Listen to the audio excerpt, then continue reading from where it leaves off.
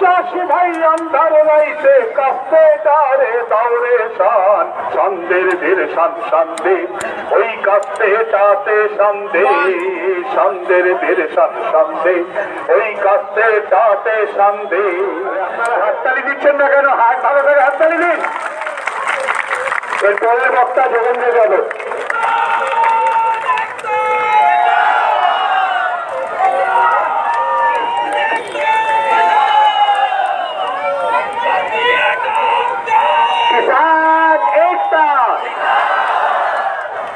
उधर से आवाज नहीं आई। इधर वाले साथी वो पीछे खड़े क्या कर रहे हैं? इधर आओ ना, आवाज सुनाई दे कस के। किसान एकता, किसान एकता। दोस्तों, आज एक ऐतिहासिक दिन है। ऐतिहासिक इसलिए है कि आज 12 मार्च के दिन महात्मा गांधी ने दांडी मार्च शुरू किया था। वो दांडी मार्च जिसने अंग्रेजों के साम्राज्य की नींव हिला के रख दी थी। आज उसी 12 मार्च को इस देश का ऐतिहासिक किसान आंदोलन भी, इसमें जुड़े हुए किसान, किसानों के परिवार और किसानों के हितैषी मिलके ऐसी एक शुरुआत कर रहे हैं। पंजाबी में बॉडी बोलते हो ना आप इसे, शुरुआत, बिल्कुल एक शुरुआत कर रहे हैं। याद रखिए, दांडी मार्च में कोई लाखों लोग नहीं गए थे, कुछ सैकड़ों लोग ही थे वहां तो, जिन्होंने सिर्फ नमक उठा के और अंग्रेजी राज को हिला दिया था। आज जो कलकत्ता में शुरुआत हुई है वो सिर्फ नरेंद्र मोदी के राज को नहीं, उस राज को कठपुतली की तरह नचाने वाले जो कॉरपोरेट है उन सबको चुनौती देगा, उनकी बुनियाद को हिलाने की शुरुआत करेगा। आज ऐतिहासिक दिन इसलिए भी है कि पंजाब, याद रखिए अंग्रेजों के जमाने का जो पंजाब था उसमें हरियाणा भी शामिल था, उसमें हिमाचल भी शामिल था, कि पंजाब और बंगाल का संगम जिसने इस देश के राष्ट्रीय आंदोलन को दिशा दी, वही संगम आज फिर हम इस मंच पे देख रहे हैं, यहाँ कोलकाता में देख रहे हैं। इसलिए भी एक ऐतिहासिक दिन है। आज हम सिर्फ और सिर्फ एक अपील लेके आए, बंगाल की जनता से, बंगाल के वोटर से बस एक अपील करने आए हैं, बीजेपी को सजा दो, बीजेपी को शिक्षा दो, बीजेपी को ऐसी सीख दो जो बीजेपी भी ना भूले और आगे से कोई गद्दी कुर्सी पे बैठे तो वो भी ना भूले इस बात को कि किसानों से पंगा नहीं लेना। কৃষক আন্দোলন কখনো দুর্বল না, লাগাতার এই আন্দোলন চলছে, আগামী দিনেও আন্দোলন চলবে। এই আন্দোলন গোটা ভারতবর্ষের আন্দোলন। এই আন্দোলন হচ্ছে এই 3টে আইন পাশ হলে ভারতবর্ষের কৃষকের মৃত্যু পরোয়ান এবং ভারতবর্ষের কৃষক নীল চাষিদের মতন নিজের জমিতে কৃতদাস হয়ে যাবে। আর আদানি আম্বানির মতন কয়েকটা বড় কোটিপতি তারা এই জমির মালিক হবে, তারা হবে সমস্ত কিছুর মালিক। তার উৎপাদন, তারপরে হচ্ছে তার প্রসেসিং, তারপরে হচ্ছে তার হোর্ডিং, তারপরে হচ্ছে তার ব্যবসা, এই সমস্ত হচ্ছে আস্তে আস্তে ওদের হাতে চলে যাবে, বড় বড় কর্পোরেটরা। কৃষক ধীরে ধীরে সবকিছু থেকে বঞ্চিত হবে। কৃষকের এই মৃত্যু কৃষক কখনো দাঁড়িয়ে দাঁড়িয়ে দেখবে না। বারবার বলেছে যে তোমরা কেন, মোদী বলছে স্বীকার করছে না কেন? আরে মোদী তো বলেছে একটা টেলিফোনের দূরে আছে, তো একটা টেলিফোনের অপেক্ষায় আছে, 25 দিন হয়ে গেল টেলিফোন আর আছে। কে বলছে সমস্ত মিথ্যে কথা? তিনি বলেছিলেন যে আমাদের 15 লাখ করে টাকা আপনাদের দেবে প্রত্যেককে, যদি 15 টাকা আপনারা পেয়ে থাকেন তাহলে আমরা আন্দোলন থেকে সরে যাব। বলুন তো পেয়েছেন? উনি বলেছিলেন 2 কোটি করে চাকরি দেবো, 7 বছরে 14 কোটি, 14,000 চাকরি পাননি। বলেন আপনার পরিবারের কেউ চাকরি পেয়েছে? পেয়েছে কেউ? এই হচ্ছে অবস্থা। कुर्बानियां रही हैं, बहुत अहम भूमिका रही है। बंगाल के लोग समझदार हैं, पढ़े लिखे हैं, लेकिन सवाल ये है कि क्या इस देश को बिकने के लिए आजाद करवाया था?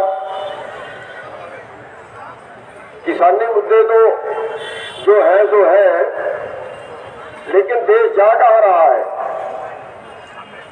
आज एक परिवार की आमदन 1 घंटे की 90 करोड़ और दूसरे आदमी की आमदन इसी देश में 1 घंटे में 9 रुपए नहीं है। ये कौन सा संतुलन है? ये कौन से देश का निर्माण हुआ? साथियों, इस देश के अंदर पिछले 20 साल में 3.5 से 4 लाख किसान और उनके साथ जुड़े मजदूर कर्जे से दब के आत्महत्या करके बैंक वालों के परेशान किए, आत्महत्या करके मरने के लिए मजबूर कर दिए बैंकों ने। और उसी देश के अंदर आज 15 लाख करोड़ का एनपीए, यानी जितना टोटल खेती का कर्जा है उससे 2 गुना पैसा पूंजीपतियों ने बैंकों का मार लिया, जो वापिस नहीं आ सकता। और इतने बड़े कर्जे के अंदर, इतने बड़े बेईमानी के अंदर एक भी पूंजीपति ने अब तक देश में आत्महत्या करी हो तो बता दो? एक भी पूंजीपति 15 लाख करोड़ के कर्जे में जेल में गया हो तो बता दो? साथियों, इस देश को आजाद कराने में पूंजीपतियों का कोई योगदान नहीं। किसी एक भी पूंजीपति का बेटा देश की आजादी की लड़ाई में शहीद हुआ हो तो बता दो? देश की आजादी की लड़ाई में एक भी पूंजीपति का बेटा जेल में गया हो तो बता दो? साथियों, ये देश जा कहाँ रहा है? आज पूरे देश के कारोबार कारपोरेट के हवाले किए जा रहे हैं, देश के चंद घरानों के हवाले किए जा रहे हैं। देश के बाजार को मौन खा गए, देश की नौकरियां खत्म, देश के आटे को छोटे उद्योग बैठ गए, देश के छोटे कारोबार बैठ गए, देश के बैंक बेच दिए, देश की छोटी कंपनियां, देश की कंपनियां बेच दी, देश की रेलें बेच दी, देश की सड़कें बेच दी, हवाई अड्डे बेच दिए, बंदरगाहें बेच दी। अब तो हमें बेचना बाकी है, हमें भी बेच डालो, फिर जनता को बेचना बाकी है, तो मार में खा लेंगे ये पूंजीपति को। किसानों के, मजदूरों के अपनी भूमि, अपनी नदी, अपना पानी, अपना खनिज बचाने के लिए, अपना गांव बचाने के लिए चल रहे आंदोलन के हम लोग साथी रहे हैं, केवल गवाह नहीं। तो ऐसे बंगाल की भूमि पर जो कॉरपोरेट्स को खुद बैठिए बनाकर पूरे देश को बेचने वाले आ रहे हैं, ऐसा जो पुकार नारा हो रहा है, इसको सुनते हुए हम लोगों को यहाँ पधारना पड़ा है। राजनीति का अर्थ केवल चुनावी राजनीति नहीं होता है, ये जानने वाले लोग यहाँ बैठे। चुनावी राजनीति में जबकि मूल्यहीनता छाई हुई है और चुनावी राजनीति जब चुन चुन के चुने हुए जनप्रतिनिधियों की भी खरीदी बिक्री करने में लगती है, तो फिर हम लोग चुप नहीं बैठ सकते हैं। ये निर्णय हुआ, निश्चय हुआ, संकल्प हुआ संयुक्त किसान मोर्चा का, अखिल भारतीय किसान संघर्ष समन्वय। साथियों, एक पत्रकार ने पूछा कि अभी ही आप कैसे और कहां से पधारे? हम आसमान से तो नहीं टपके भाई।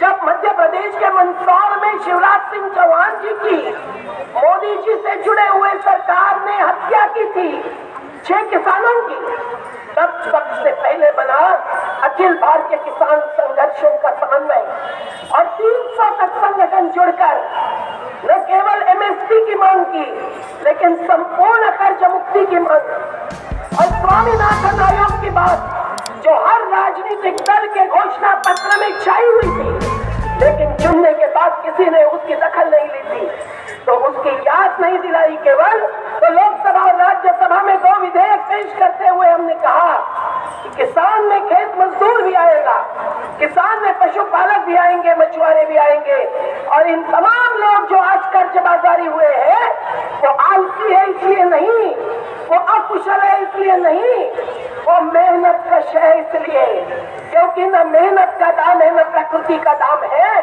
और अडानी अंबानी जैसे पूंजी और बाजारवादी पूंजी निवेशों का बस मुनाफा बढ़ता जा रहा है, बढ़ता जा रहा है। तो ये गैर बराबरी के खिलाफ आंदोलन जरूरी था। और पंजाब और हरियाणा के वो आजादी आंदोलन की शहादत से प्रेरणा लेने वाले, वो गुरु गोविंद सिंह जी से, शहीद आजम से प्रेरणा लेने वाले जब आंदोलन में ही नहीं रेल ट्रैक पर उतर आए, अंबानी के मॉल, पेट्रोल पंप और जियो की सिम तक उन्होंने बंद किया, फेंक दिया, तब जाकर इस देश में एक नई आजादी की गूंज उठी है। और हमारा अखिल भारतीय समन्वय अब संयुक्त किसान मोर्चा 500 संगठनों का लेकर आज बंगाल की भूमि पर इसलिए आया है क्योंकि हम मानते हैं अब हमारा फर्ज बन गया है, हाथ हो चुकी है। अडानी और अंबानी जब रोज की कमाई करोड़ों की कर रहे हैं और हमारे यहाँ देश में हर रोज 3000 बालक कुपोषण से मर रहे हैं। लॉकडाउन के बाद का आंकड़ा तो अभी भी नहीं आया है। ऐसी स्थिति में ये क्या करने जा रही है मोदी सरकार? जो बंगाल के अकाल के समय 20 लाखों की मौत के बाद अत्यावश्यक वस्तु अधिनियम बना था 1955 का, 5 मिनट या 2 मिनट भी नहीं हुए। भाई कोई भी घड़ी देखते रहो।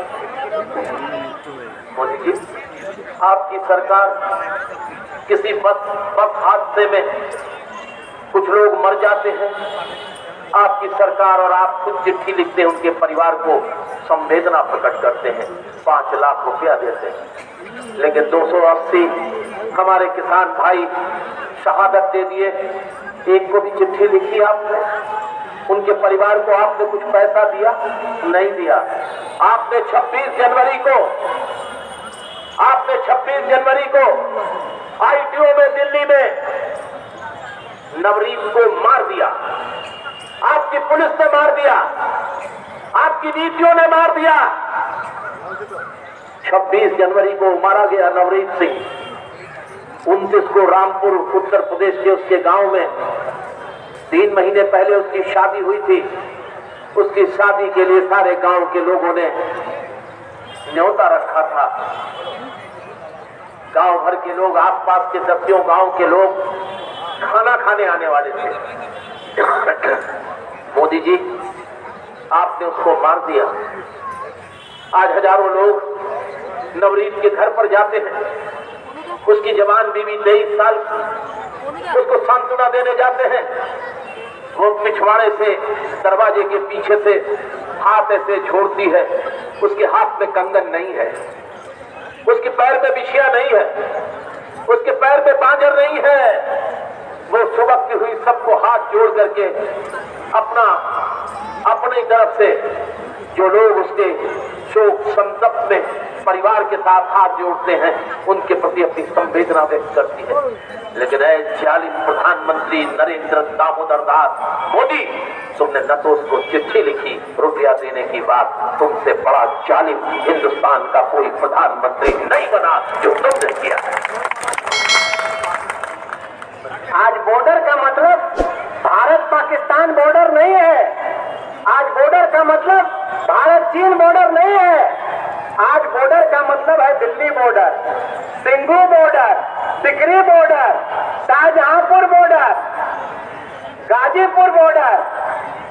खाइयां बांग्लादेश के बॉर्डर पर नहीं खोदी जा रही हैं, खोदी जा रही है सिंघू बॉर्डर पर। कीले ठोकी जा रही हैं, तार की जालियां बिछाई जा रही हैं। दिल्ली हमारी नहीं है क्या? देश के किसानों की दिल्ली नहीं है, बंगाल के लोगों की दिल्ली नहीं है। हम दिल्ली में नहीं जा सकते। ये सवाल है और ये सवाल आपको पूछना है और उसका एक एक सवाल का जवाब अपने वोटों के जरिए यहाँ देना है। और हम इसी उम्मीद से आए हैं, देश के किसान नेता इसी उम्मीद से आए हैं कि बंगाल की जागरूक जनता जरूर इसका एक सकारात्मक जवाब देगी, देश में लोकतंत्र के झंडे को बुलंद करेगी। जनगण मन गाने वाला प्रदेश यह है, यहाँ से रचना उसकी हुई है लोकतंत्र की। उस लोकतंत्र के हिफाजत करने वाले बंगाल को सैल्यूट करते हुए मैं कहना चाहूंगा कि इस बंगाल के चुनाव से फिर एक संदेश निकलना चाहिए। पंजाब हरियाणा के किसानों, देश के किसानों, संघर्ष करो, बंगाल भी तुम्हारे साथ है, ये नारा निकलना चाहिए और एक एक वोट से इसकी अभिव्यक्ति होनी चाहिए। बहुत बहुत धन्यवाद। नहीं भाइयों, अगर ये कानून लागू होते हैं तो बड़ा किसान हो सकता है 10 साल झेल जाए, लेकिन छोटा किसान, बीच का किसान 2 साल के भीतर साफ हो जाएगा। उसके हाथ में जमीन नहीं रहेगी, खेती नहीं रहेगी। कॉन्ट्रैक्ट फार्मिंग अगर आती है, तजुर्बा है, पंजाब का तजुर्बा है, हरियाणा का है, मध्य प्रदेश का है, गुजरात का है, कर्नाटक का है, जहां भी हमारे देश में कॉन्ट्रैक्ट फार्मिंग गई है, किसान तबाह हुए हैं, अफ्रीका में, अमेरिका में, कहीं भी, ये सिर्फ और सिर्फ बड़ी कंपनियों की सेवा के लिए है। मोदी सरकार इनको क्यों लाई है? कोरोना लॉकडाउन में ही आपने देखा, हिंदुस्तान का एक सेठ अंबानी एशिया का सबसे बड़ा सेठ हो गया, दुनिया के 10 बड़े सेठों में से है। मोदी चाहता है कि ये अंबानी और अडानी अमेरिका के सेठों से भी बड़े ताकतवर पूंजी के मालिक हो जाए, हमारे खेतों को लूटकर, हमारी फसल को लूटकर, इंडस्ट्री को तो पहले ही लूट रहे हैं। इन्होंने करोड़ों लोगों को बेरोजगार बिठा दिया है, शिक्षा को छीन लिया है, स्वास्थ्य सेवाओं को छीन लिया है। इसलिए किसानों ने जो ये जंग छेड़ी है, जो आंदोलन छेड़े हैं, पंजाब के किसानों ने जिस तरह से आगे बढ़ के दिल्ली चलो का जवाब दिया, बॉर्डरों तक आगे हरियाणा सरकार ने जो जुल्म ढाए थे बीच में, उनका जवाब देते हुए हरियाणा के किसान आगे, साथ में उत्तराखंड के किसान आगे, यूपी के आगे, मध्य प्रदेश के, राजस्थान के, आज ये सारा हिंदुस्तान का आंदोलन किसी तरह से लोग दबा नहीं इसके खालिस्तानी कहा, लेकिन आखिर मजबूर होकर 1 तारीख को दिसंबर को किसानों के साथ बात करनी पड़ी। ये मोदी सरकार की पहली हार थी, ये मोदी सरकार की हार थी कि 26 जनवरी को उसने जो षड्यंत्र रचा, उस षड्यंत्र का जवाब किसानों ने दिया। 26 जनवरी के बाद भी बॉर्डरों पर हमला किया, तिरंगा झंडा की आड़ में आरएसएस, बजरंग दल लोग हमला करने के लिए आए। सिर्फ वही नहीं, मुजफ्फरपुर में हमारा धरना ऑल इंडिया किसान खेत मजदूर संगठन का खुदीराम बोस समाज के सामने चल रहा था। जब धरना का समाप्ति का टाइम हुआ, 5-4 बुजुर्ग रह गए थे, उन पर विश्व हिंदू परिषद वालों ने हमला किया।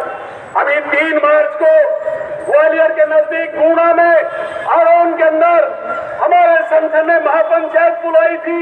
जब तक किसान नहीं आए थे, आरएसएस के गुंडे काला झंडा लेकर आ गए, लेकिन किसान आने पर उनको भागना पड़ा। देश के कोने कोने में ओ चाची भाई माटीर भूखे चाइपा धौरो लांगुल खान, ओ चाची भाई माटीर भूखे चाइपा धौरो लांगुल खान। अरे ओ चाची भाई अंधार राइते কাছে ডারে দাওরে সান। গাড়িটা কি করছে? গাড়িটা ওখানে কি করছে? ওই কাছে ডাতে গাড়িটা বলতে পারছিস? গাড়িটা নেই রে। আরে আমরা ওই কাছে ডাতে শান্তি। জমি তোমার কাইরা নিবে দালালো সরকার, আর জমি তোমার কাইরা নিবে দালালো সরকার। তোমার মুখের গেরাস কাইরা নিবে, মুখের গেরাস কাইরা নিবে সব হালমাদার, আর ভাউটা দিয়া কাইরা নিবে তোমার সাধের জমি খানো চাষ সিপাহী আন্ধার রাইতে দৌড়ে শান শান্তির বীর শান শান্তি ওই কাস্তে তাতে শান্তির বীর শান শান্তি ওই কাস্তে তাতে শান্তি